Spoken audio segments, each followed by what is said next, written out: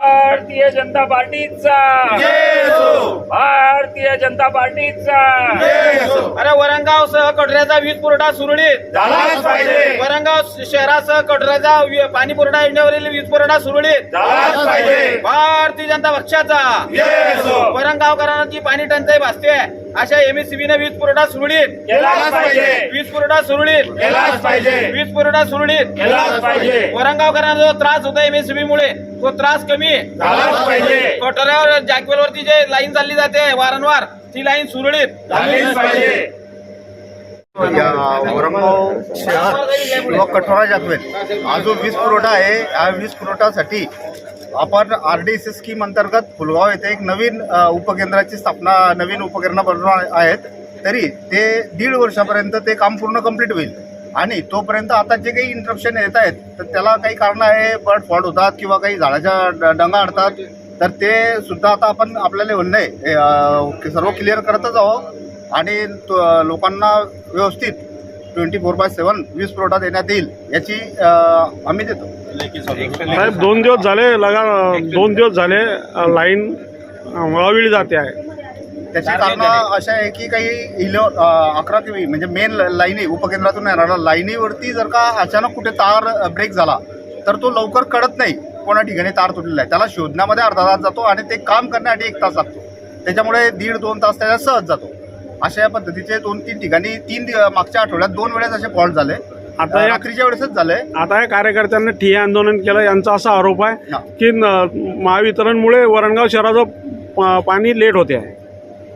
तसं काही मला वाटत नाही कारण वीज पुरवठा खंडित होण्याची क्रिया जी आहे हे फक्त वरंगावमध्येच नाही आहे संपूर्ण महाराष्ट्रात कुठल्याही सबस्टेशनमध्ये बघितलं आपण इंटरप्शनचं रेकॉर्ड तर जेवढं आपलं वरंगावचं किंवा कठोरा जाकवेलचं आहे एवढंच. आता आम्ही भरपूर ठिकाणी केलेले आहेत कामं नोकरी तर इंटरप्शन असतातच लाईनीमध्ये कारण लाईन ओव्हरहेड लाईन असतात ओपन असतात लाईन त्याच्यावरती वातावरणानुसार किंवा काही नैसर्गिक याच्यामुळे काही फॉल्ट होऊन लाईन इंटरप्ट होतच असतात पण त्याच्यामुळे एवढा पाण्यावरती इम्पॅक्ट येतोय ही गोष्ट काही मला योग्य वाटत नाही. साहेब 4-4 दिवस गेले लाईन 1-1, 2-2, 3-3, 4-4 तास जाते. कोणामुळे जाते तुमच्यामुळे जाते तुम्ही खुशाल आम्हाला नाही म्हणताय. आम्ही का मग हे घुमलं का आम्ही आधी आले ना अरे 6-6 तास जाऊन राहिलाय. हो तुम्ही आता बघता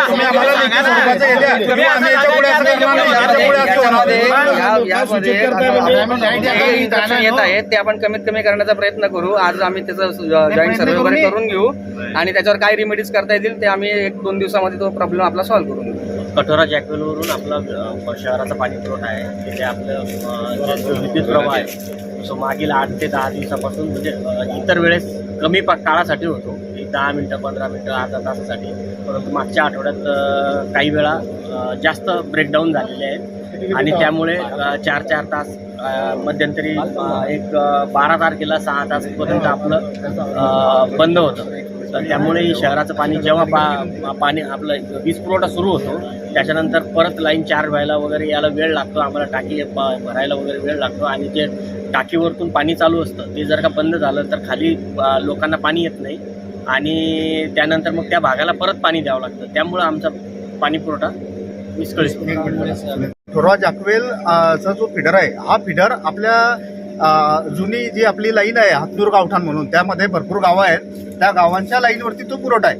तर नगरपालिकेला अशी विनंती करण्यात येत आहे की त्यासाठी आपण एक्सप्रेस फिडरची मागणी करावी 1.3 स्कीम अंतर्गत. हे झाले याच्या पुढे कोणत्याही प्रकारचा वीज पुरवठा खंडित करू नका.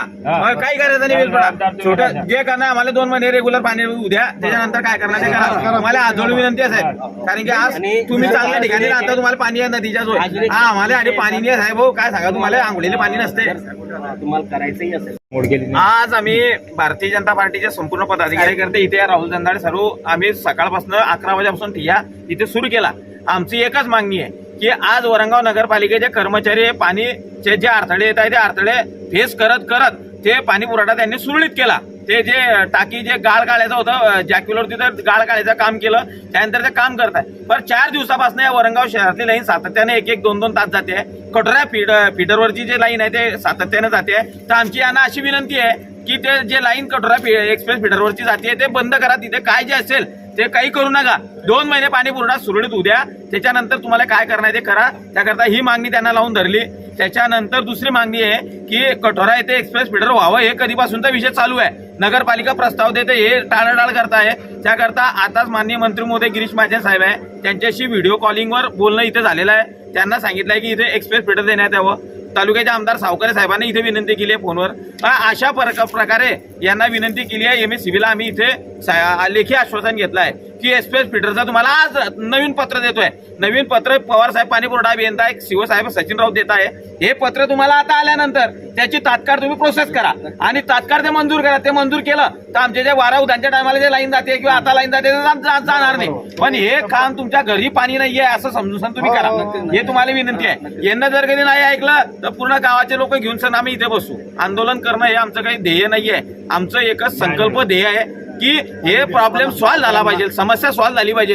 ही समस्या सॉल्व्ह जर कधी झाली तर माझ्या वरंगावच्या माता भगिनींना जे 20 दिवसावर 18 दिवसावर पाणी जे येते ते पाणी कंटिन्युएशन जर कधी चालू झालं तर लोक काही बोलणार नाही. परंतु नगरपालिका एकीकडे सहकार्याची भूमिका घेते, तर तुम्ही सहकार्याची भूमिका घ्या साहेब. आम्हालाही वाईट वाटते. आम्ही आंदोलन करणारे नाही, आमचं सरकार आहे. आम्ही पण जे आंदोलन करून निश्चित हे भूमिका आमची नाही आहे. काम करून घेणं ही आमची भूमिका आहे. कामाच्या मागे लागून कमी भूमिका आहे. हे आमची काम करून घेणं हे भूमिका आहे. त्याकरता हे आमचं ध्येय आहे, संकल्प आहे. आणि आमची मागणी तेच आहे, रास्त मागणी आहे की तुम्ही एक्सप्रेस फीडरचा आज तातडीने त्याची कारवाई करा. हाव लावू नका. नाही सर, करू ना. नाही तर आम्हाला जायापुरतं नको हाव करा. हा, नाही तर मग आम्ही तुम्हाला बसविणार नाही खुर्च्यावर, पहिले सांगू.